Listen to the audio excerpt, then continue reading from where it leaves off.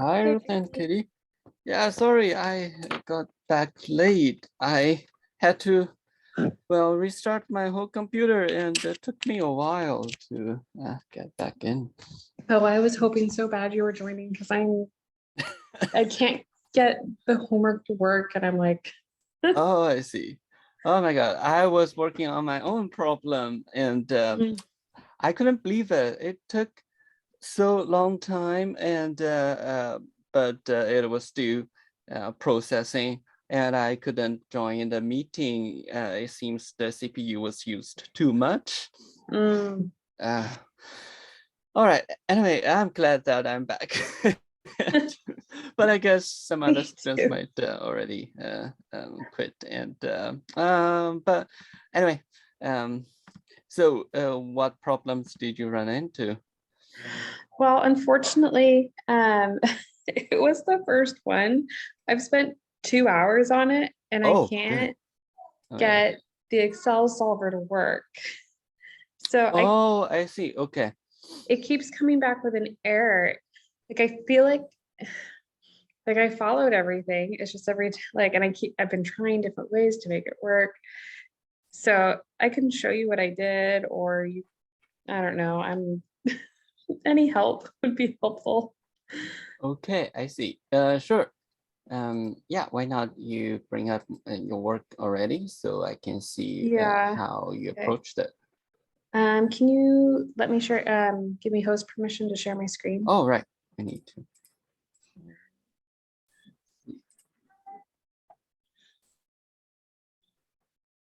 I did. Okay, great. Okay. So you can see my screen. Here's the homework. So I started it's part B that I'm stuck on. Mm-hmm. So I put what I thought the parameters were. So I did F for flip top, T for tip top. It says the profit for either model is $100. So I don't know if that's the max, or I don't know if I'm not sure what that meant. So I just Mm-hmm. said it's 1,000 plus 1,000 for what a unit they want to do. Maybe I just put an equal sign. And then Okay. I have 3 plus 4 has to be, oh yeah, less than or equal to 36 because that's the time available. Same Mm-hmm. for ink and modeling. And then I also said, I mean, I didn't explicitly say it, so I could probably take it out, but I was thinking F and T must be more than 0. Yeah. As Maxwell is looking for a profit for both types of models. Mm-hmm. So then I tried to put that in my Good. It looks spreadsheet. like a very good setup. Well, thanks. I was like, I feel like I did that right. And then here's where I am in Excel. Okay. Um, sorry, because I couldn't figure it out, I just started doing my own math. So I have the parameters, right? Plastic, ink, modeling, Mm-hmm. profit contributions. I have the units produced and the profit. So I feel like that's the starting point. And then I put the constraints down below. And this is also something that I didn't believe in. I just couldn't figure it out. So I'll just kind of run through what I did, and then you can tell me where I need help. Well, so far, decision variable. Okay. I'm guessing it might be because in the solver uh, something needs to be reset. Yeah. Okay, so here's where I Because have, from here it looks all okay. well, maybe I'll show you. So I just have like, Mm. these are all just straight numbers. Oh, let me hold on there. The objective function, let's see, can you click on Oh, that's, B15? yeah. Oh, I see. Some So product. B12, C12.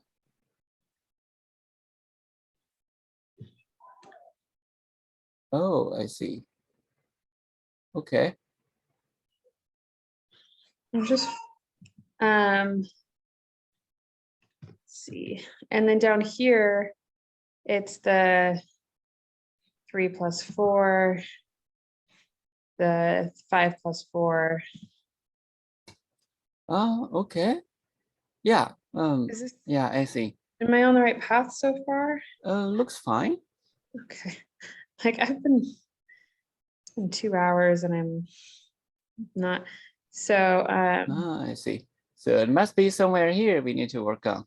maybe. So I have my set objective as the profit, right? And then I have it by changing the variables. So the decision variables, which is Okay. B12 and C12. Yep.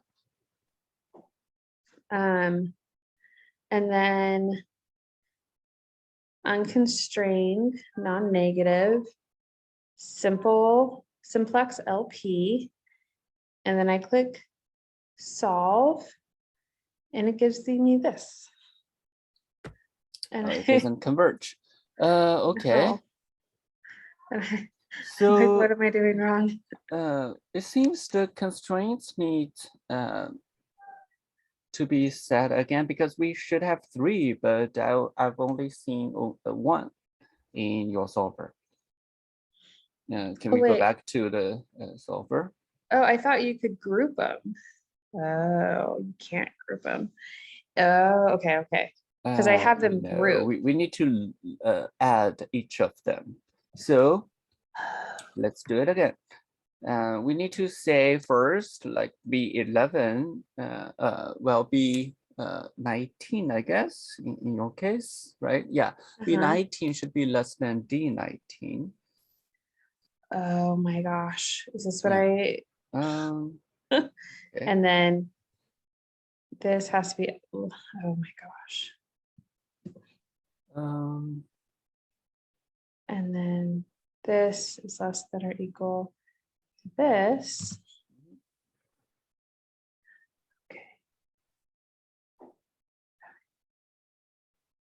Okay, so now I have my 3 variables. Let's solve this time. Oh my gosh. Oh, interesting. I've never seen this window before, so I don't know. It doesn't converge. Oh, interesting. How come that you have this problem, but I didn't run into it?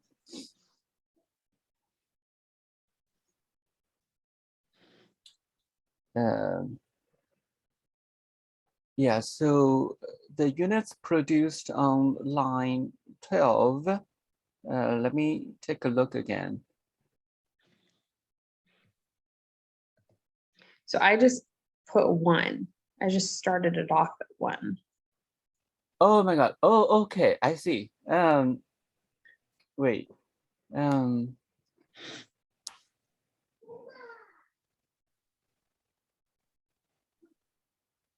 Yeah, looks okay. And the objective function looks also fine.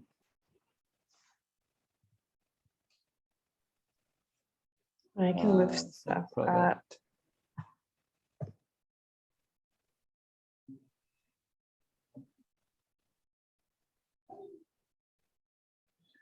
Let's see the units here.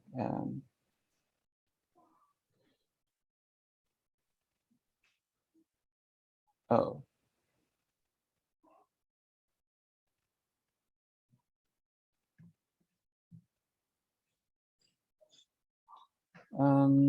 Okay. Both are fine. Like, does anybody else have these issues? I mean, I don't know what I'm doing. Yeah, I was thinking it should be something in a solver that we need to fix. But could you bring up the solver again? Well, let me just make sure everything looks fine. B13, yeah, that's the target by changing variables. Okay.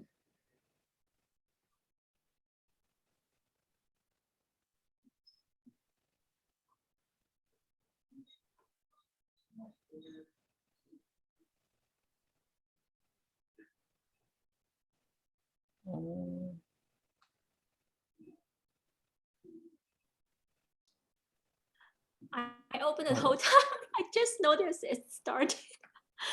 hello. Hi, Z.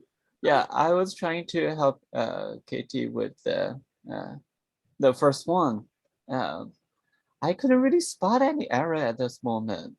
Um, did you do something different from what Katie did? Can you close it? Like, let me see what she did. Okay. Plastic ink modeling, 1,000. Yeah. So yeah, I have the same one, and the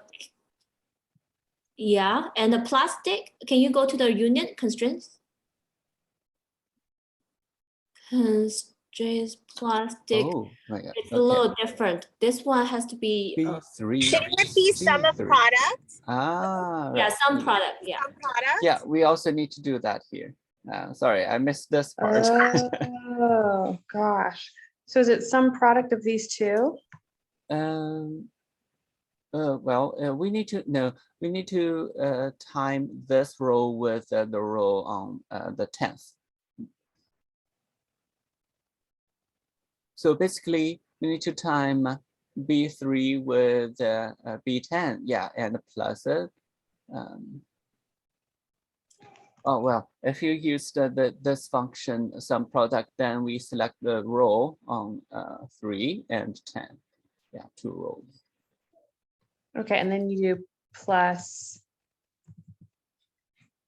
Do you add in the other sum product or the other one?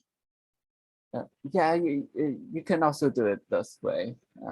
So here we just type in cell C3 times cell C10.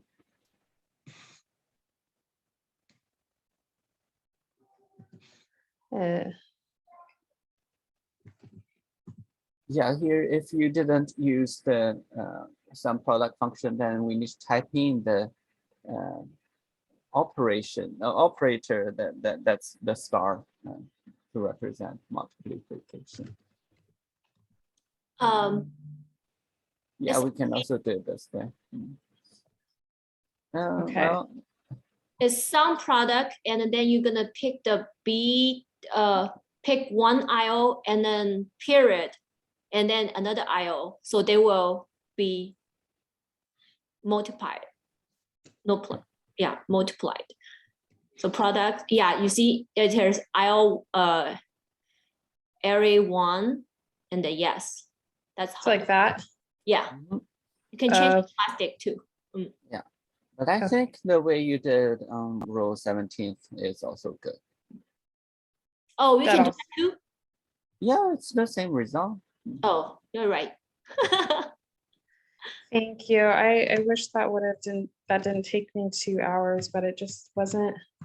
I don't know why I just didn't understand. So here we go.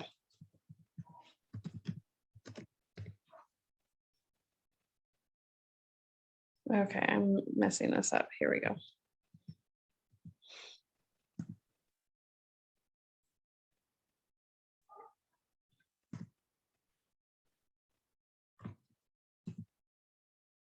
Yeah. So now when I go to data, I go to solver. Just click it, then you know it.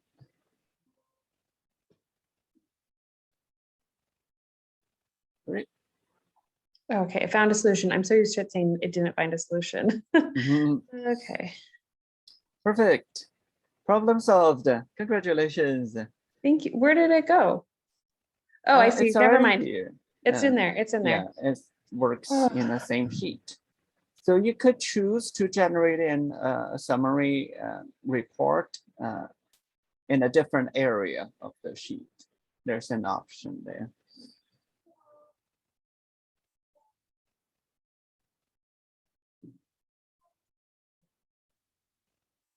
So you could choose the reports, the answer sensitivity limits over there, and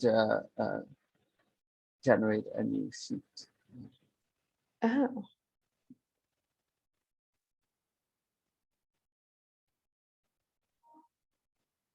Great. Thank you. All right, perfect.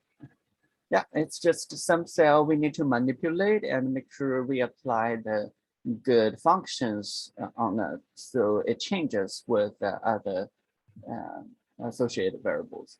Mm. All right, well, I will stop sharing my screen because that's as far as I got because I just got stuck. So I'll let other people. No problem. Yeah, I know these things, especially linear programming, it needs the setup of related cells very heavily. So make sure we have that correctly set up. Then we should be all good. I have some question about the first question, problem one, because I have not started the problem two yet. Can I, you want me to share my screen or? Yeah, that'd be good. So, so my, we got the first one, that's no problem, like maximum profit 9,500, yeah. But the second one, I don't think, so second one, it says, will there be exceed capacity? So I'm thinking this is what I'm looking at, the final value. And compared to this available, is that what we do? So it was not exceeded because everything was within the constraining, like the value, right? And when we doing, yeah.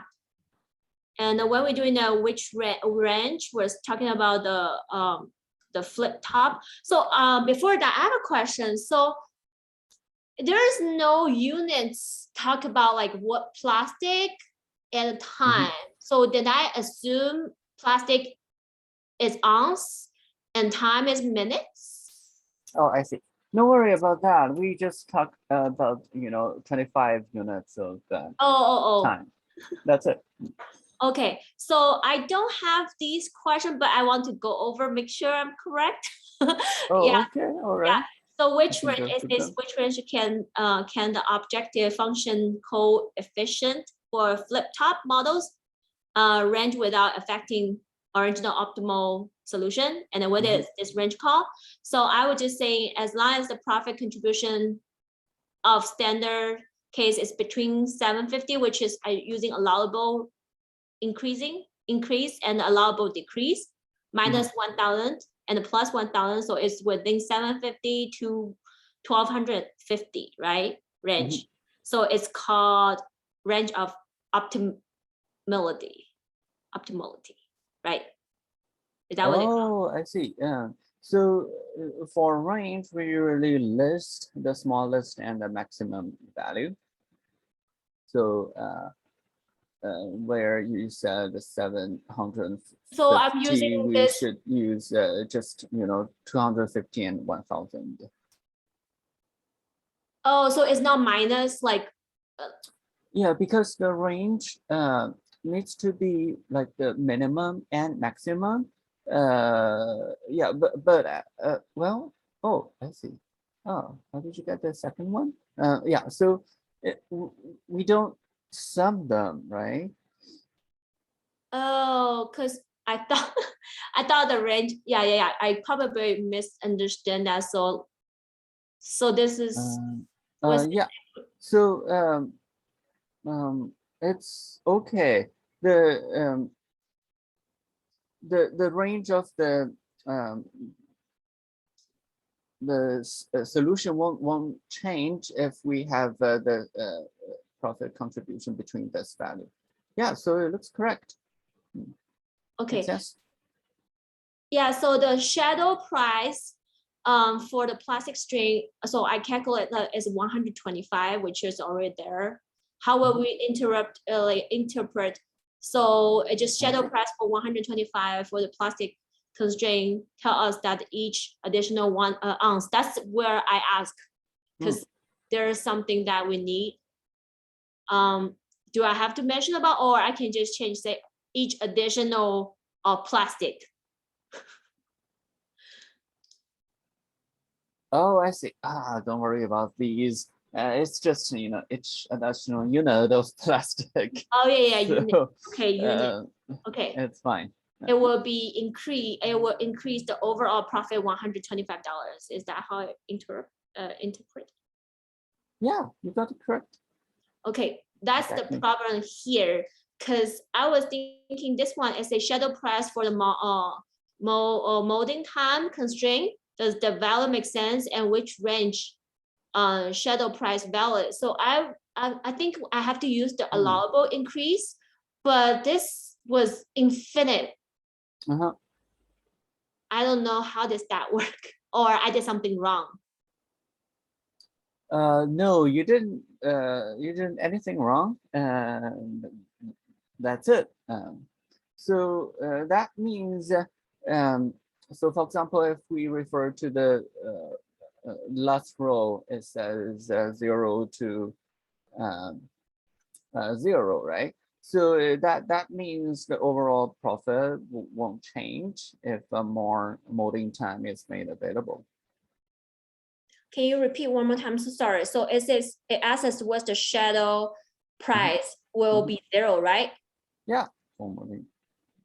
As it listed on the sheet, the constraints you could see. So does the value make sense? That's because I couldn't understand this one. Sorry about it. I just. Does the value make sense? Any thoughts? Yeah, anyone? I can't. I see. It might be challenging. How about other students? Did you do part F already? And what are your thoughts? How did you address whether the value makes sense? I haven't gotten to part F, but I did want to comment on C real quick. Because my brain is slowly catching up. So will there be an excess capacity in any resource? I think there is an excess capacity, because it says, now that I got the report, I'm looking at it. Okay, you can share it. You want to share it? Sure. Yeah. I'll share my screen real quick. It'll be similar result. So I'm getting caught up now that so if I look at the constraints, plastic, ink, modeling, it shows that there's a slack of 5. Yeah. So if we go with 2 and 7.5, it's gonna, the modeling units is gonna produce too much. So I think that's the slack. And I only know that from project management. I only know that word from that. Wonderful. So you got it right. So here the slack means that we have remaining resources that's not used when it's optimized, right? That also means if we made additional modeling units, molding time, right? Yeah. On your sheet, it said where it says modeling units. It means molding time. If we have longer time for molding, then we won't have additional units produced, because at this moment we already have excessive molding time available. If we have even more, then it doesn't really allow us to make more units, because we have the material, that's the ink and plastic, that's constraining. So for the that's the reason why you see 0 as the shadow cost of the molding time. Can you actually repeat one more time? Yeah. So on your sheet, you referred to the constrained part of the generated report of the sensitivity report, right? So if we go to sensitivity report, we see the shadow price listed. Yeah, for Katie, we could also click the sensitivity report. Yeah, so here we have two parts of the sheet, variable sales and the constraints. So it lists some like extreme or the limits that we could refer to. On the last row, we see the shadow price for molding units is 0. That means we didn't lose anything by not having more molding units, basically, because we already have excessive molding time. Okay, so it's not molding units, it's molding time, right? Yeah, so in Katie's sheet, she described it yeah. as a modeling unit. So yeah, just so you Oh, understand. it's molding. Yeah, never mind, it's okay.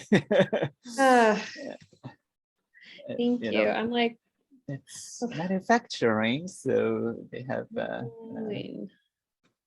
So the slack. So when so the slack is also means surplus? Yes, exactly.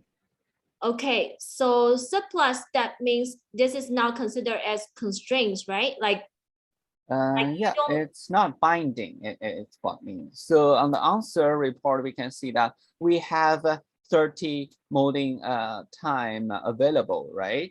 But we only used up 25. We still have 5 units extra. So if we had more plastic and ink units, we could use up more of this excessive molding units, right? But if the conditions for plastic and ink units don't change, then we lose nothing by having not having more molding units.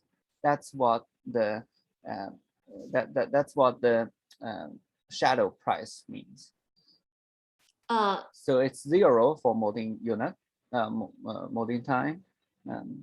So that means we didn't lose anything by not having more available. I see. So, but in the question C, still it's not exceed capacity though, right? In part C, yeah, for the molding unit time, we didn't reach capacity. We still have 5 left. That's exactly what the slack means. It's also listed here on the allowable decrease part.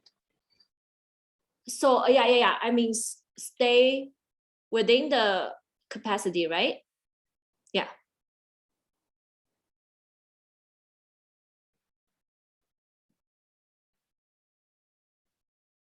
Oh, great. Problem solved. Has anyone started working on problem 2? I didn't. Okay, I'll stop sharing. I only got so far. We didn't, but I can share the question. We can figure out together. Yeah, but what's your name? Bahita? Sorry. Let me know how I can read your name correctly. If you had anything to say. Well, Jetta. Yeah, I haven't started number 2 yet. Number 1 took me so long to figure out. Then number 2, I'm like, I will do that tonight. I haven't started yet. Yeah, we need some break before doing more questions. So has anyone started working on problem 2? I guess no. Oh, I see. Okay. It makes me nervous. I hope I don't run into the same problems that I did with problem 1 that I do with problem 2.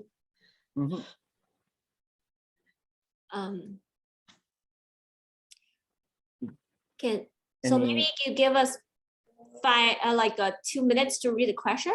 I can share the screen and then 2 minutes read the question, and maybe everyone pick ideas.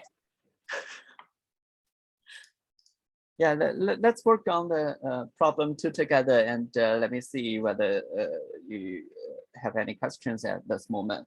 So here we have a financial planning situation. We have a few mutual fund portfolio to invest in. So as the question says, the performance, the portfolio as a whole matches the performance of the Russell 2000 index. So our task is to determine what proportion of the portfolio should be invested in each of the 5 funds listed below, so that the portfolio most closely mimics the performance of the Russell 2000 index. So here we are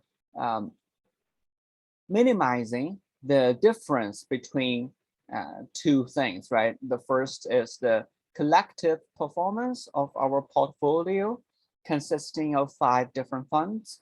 And the reference is the Russell 2000, and we want to minimize the differences between them.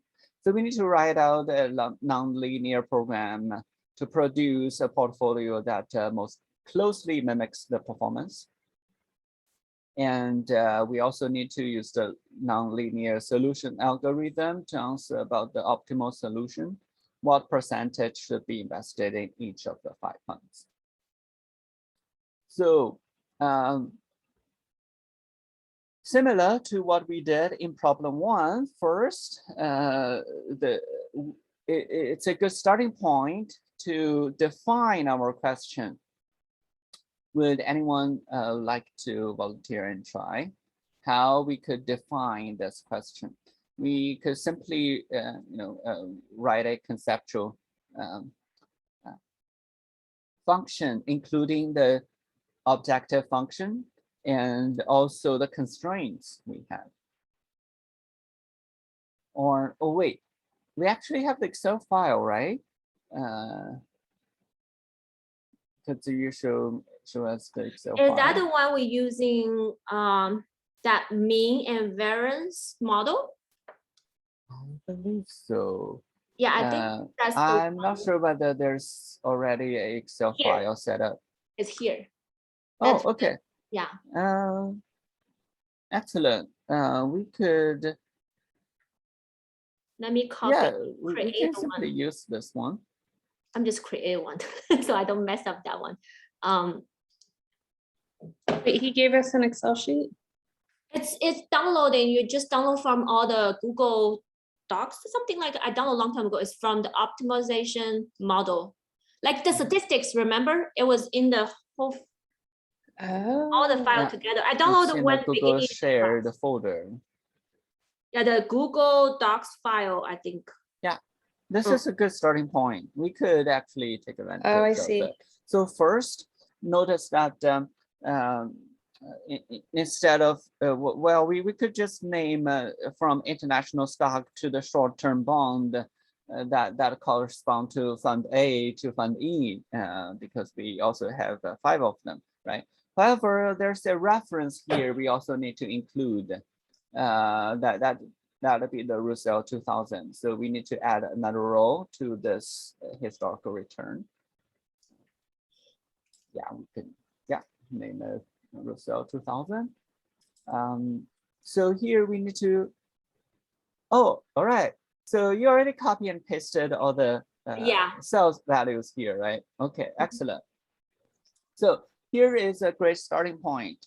Notice that in these cells, what's shown is the annual return, right? So we have from year 1 to year 4. However, what we need to change is the percentage invested in each of them. Which So- tab are you on? Sorry, I'm getting caught up. It's called optimization model, and it's called Markowitz. He's the name. He's the Markowitz. who invented like the Nobel, like for that mean variance model. Got it. I can't pronounce his name. Markowitz. Yeah. Right. Yeah. Okay, Mark yeah, I Lewis. just make another chart. So yeah, go ahead, So Jerry. So here, let's go to the cell values on B16 to 20 to make sure that we have it correct. Could you enlarge the view of the sheet? So it's, Okay, yes, sure. it'll be easier. Great. So here, Let's make it a little smaller. Ah, so okay, good. these values would be what we need to change. And currently the initial values are all set up to be 100%. So, but notice that altogether, these should add up to 100%. I was talking about the row values in B16 to 20. And notice that these are not functions, B16 to 20, but raw values, because we need to change them. That's like the source of any change in our model.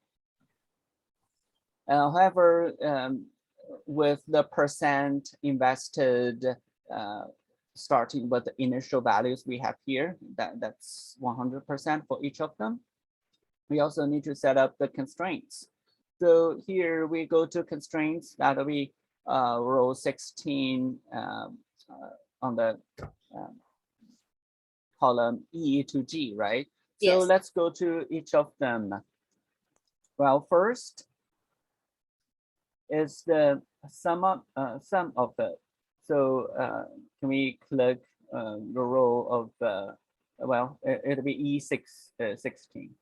Yeah, E16. So it's sum of from E16 to E20. Yeah, B. so, yeah, you're correct. So currently, notice that the left-hand side reads 500, right? That's because sum of the 100% would be 500%. However, we need this sum of the percentage invested to be 100%. So we need to somehow change the values in B16 to 20 to make sure that they sum to 100%. So that's what the constraint is describing. And I was curious why we have another row on 16. Could you go to this one? Yeah, let's go to the back one. So what did they? Oh, I see. F28 I guess it has.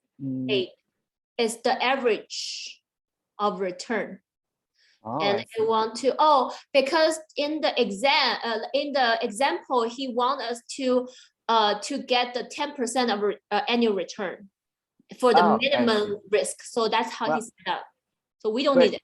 Yeah, in our current question, we don't need it anymore. In a mean variance model, that was the original requirement to have individual investment to return more than 10%, right? Yeah. Well, are those percentage though? I'm not sure. I guess the original values are not necessarily percentage, but it's just a performance indicator. Anyway, yeah, we just delete those that extra constraint. So our own single constraint here is to make sure that we allocate all parts of the portfolio, so we don't have anything remaining that's not invested, right? Yeah. All right. So we have the objective function. That's the most important part here. All right. Currently, it's defined as F30. I see. Yeah. This one. Oh, okay. All right. So do we need to change anything here? Let me see, 1 for 2 years. Not at this moment. This one equal to this one. There's no. We'll write out. Well, then let's make sure that we have these calculation of average return and variance set up correctly. So how about we click cell B29? Okay, so it's the sum product of 16, 20, and the 6 to 10. Well, makes sense. And if we go to year 2, it'll be also similar stuff. So we are timing the percentage invested with the returns of the different 5 funds in year 2. So we have an average return for year 2. And we do the same for year 3 and year 4, so that on row 29, we have the average year return that's weighted by the percent invested of different funds. So we have the average of 4 years together in F29. So great. This is exactly how we got the average performance of the 5 funds. If we invest according to the percentage we defined in B16 and B20, that are to be changed. All right.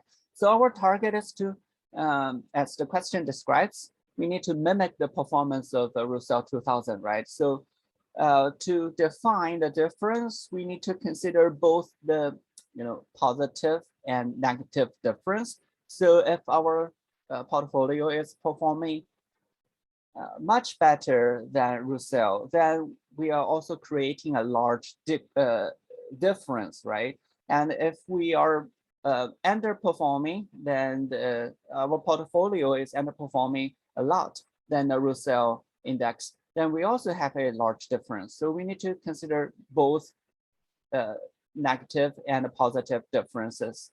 That's why we use the squared difference. So in cell B30, right, we have B29 minus F29, and we square this difference. In B29, that's the average return in year 1 of our portfolio, and F29 is the Russell performance. Well, hold on. What's F29 though? Yeah, that's I have to change it. So we need to use B29 here. Yeah. To minus this one, right? The B11. Yeah, exactly. So I was just curious, how did we get F29 there? Oh yeah, that's what we copy paste. I see. Yeah, so this is what the square difference should be at this moment. Of course, we need to change the percentage value according to the solver. Well, don't just drag them directly. We need to make sure they're set up correctly. So if we go to cell C30, let me see whether C30. Yeah, it says C29 minus C11. Okay, excellent. That's exactly how we calculate the squared difference between our average performance of the portfolio in year 2 and the performance of Russell 2000 index. Well, of course, we would do the same for year 3 and year 4. So what, sorry, can you go back? That one, my brain didn't catch all that. Can you go back to B30? Yeah, B30. Yeah, that's the year 1 squared. Yeah, year 1 squared. Yeah, basically we just use this one to use so use this one and to minus this one and get square, right? Yeah, so for example, in B30, that's the square difference of year 1. We are assessing the difference between the return of our portfolio. Currently, it's 87, right? Can you double click in B30? Yeah, it's here. It's already here. Well, oh, I see. D29 minus D11. I'm having to zoom in a lot and scroll around because it's so small. Oh, sorry. I thought, let's see. No, you're good. You were good. You were good. So you're doing D, wait. Yeah, so we basically take the difference between this 20.79 and 8. So we have 12.79, right? And we square it. It'll be roughly 163. So that's the square difference in year 3. And what we are doing here is that we take the average of the squared difference between year 1 and year 4. So that the difference between different years are average. So we have an average square difference of annual performance. So now we can use the solver. It would be, so for the, could we start what the did- solver? Solver. This is, no, I was just focused on this numbers. I was like, this is complete, like a huge difference. Yeah, no worries, because we need to change the percentage. This is the starting value. It means nothing. Okay, so now we objective is Well, here, right? objective is, yeah, exactly. So Why it says, let me just delete, give a second. This one, why? Okay, let me delete it and equal to this one later. Yeah. Okay, and then I'm gonna put solver. What's the Oh. variance equal to? Sorry. the variance is equal to Minimum. the average squared difference over the 4 years. So we are basically seeing that we want to minimize the squared difference over the 4 years. So that's why we average it. And we need to do this minimization by changing the percentage invested. Currently, the starting value, we set everything to be 100%. We could use different starting values like 20% each of the 5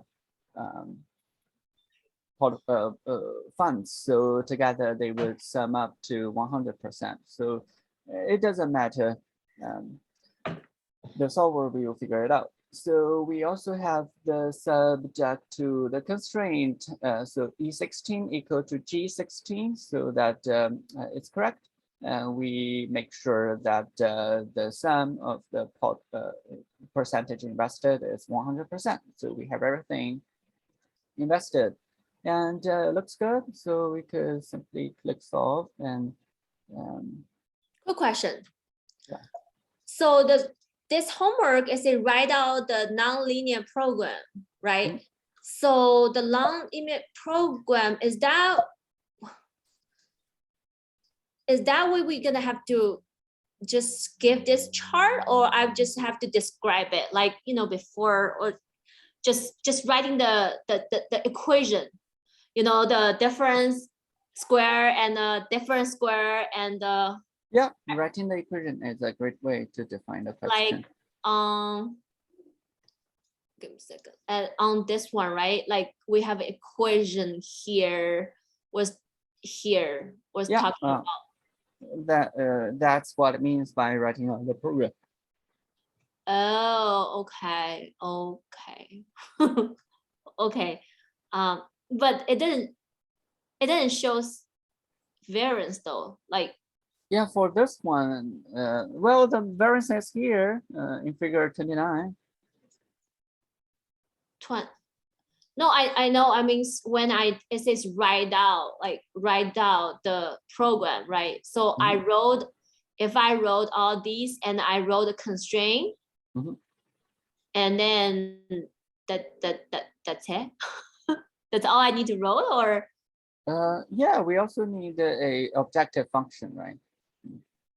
where? So for the program, of course, we need objective function. We also need to define a variable here. The R1 and R4 are the definition of variables. Here. Yeah, this is the I got objective it. function. Okay. Now I understand. Okay, thank you so much. Okay, let me click the solver. Yeah, and solve it, and okay. it'll be the Direction. So we answer, right? also can generate all the reports. Oh, I can generate all of it. Okay, so answer report. here. Yeah, that's it. So the question is user solver as a, what is the optimal solution? What percentage? Okay, that's all we need. So it is this. Yeah, you got it. So you can check by clicking the final values in column E, and of course you will find that they sum to 100%. Thank you so much. It is very helpful. I love this optimization. Optimization model like help me to decide my mutual fund allocation. I also wrote a well, it's actually non-linear programming thing for global shipping. One time I wanted to buy wall scroll online, but international shipping costs a lot. It depends on how much I buy, because the shipping cost is well, sort of related to, not proportional, but it's related to the weight. If I add too many units, then the shipping cost would be higher. So my objective that time was to minimize the proportion of all cost that was used for shipping. And I set up the question. However, the solver couldn't directly solve that, because the objective is not linear or non-linear. It's like a ratio, right? Because I was assessing the proportion of the cost that's for shipping. So what I did is that I screen over all possible values under each condition. So I generate the objective cell under different situations, and eventually I picked one that gives me the smallest ratio to make sure that I didn't spend much of my budget just for shipping. It was an interesting work. However, the customer service ignored my request. I calculated according to the weight of individual unit, the wall scrolls.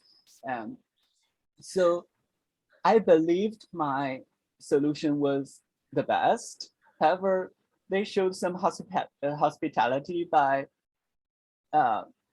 giving me extra units without charging more. But I didn't pay for buying those extra units, but I had to pay for the extra shipping costs. So eventually, it was they didn't really create a positive saving for me. I actually had to pay more because they inserted extra units. So it was an interesting experience. I have a question about this one. And I'm going to share my screen real quick. All right. And I agree that sucks. It's a lot of extra money. Yeah, so what I'm saying is that for linear programming, sometimes if the objective function is hard to define, we could possibly go through the problem under different settings. So, and altogether we compare. Yeah. So I need to read through the question again, but is the Russell 200 index, is that another, is that like a fund? Would that be like a fund F? No, that'll be the reference. Because in this question, what we are working on is to minimize the difference between the portfolio and this Russell 2000 index. So it's a reference. Okay, I just wanted to make sure I wasn't missing a fund, because when I was looking at the report, yeah, I realized I needed to put the names in there and not fund A, B, C, D, E. And then I was like, yeah, it's fine. You could change them in our cell. So yeah, it'll be reflected. Yeah. Okay. I just wanted to make sure. Thanks. I just had a quick moment of whoops. Okay, that was it. Thank you so much, everyone. Thank you, Jerry. Thank you so much. I was Very helpful. up a creek. Yeah, how about Ruth and um, Vegeta. let me practice again. Okay. Vegeta. Vegeta, yes. Like the car Jetta with a VI in front of it. So Vegeta. I tried it several times. No, don't worry. No, Jerry, thank you so much. That was so helpful. Now I have like something to go off of when I do number 2, when I actually do the homework later on today. All right, excellent. Thank And you so I hope much, Jerry. it's also good for Ruth. Have a good night. Thank you. Bye-bye. Thank you. Thank you. Bye. I appreciate all the help, Jerry. Thank you so much. My pleasure.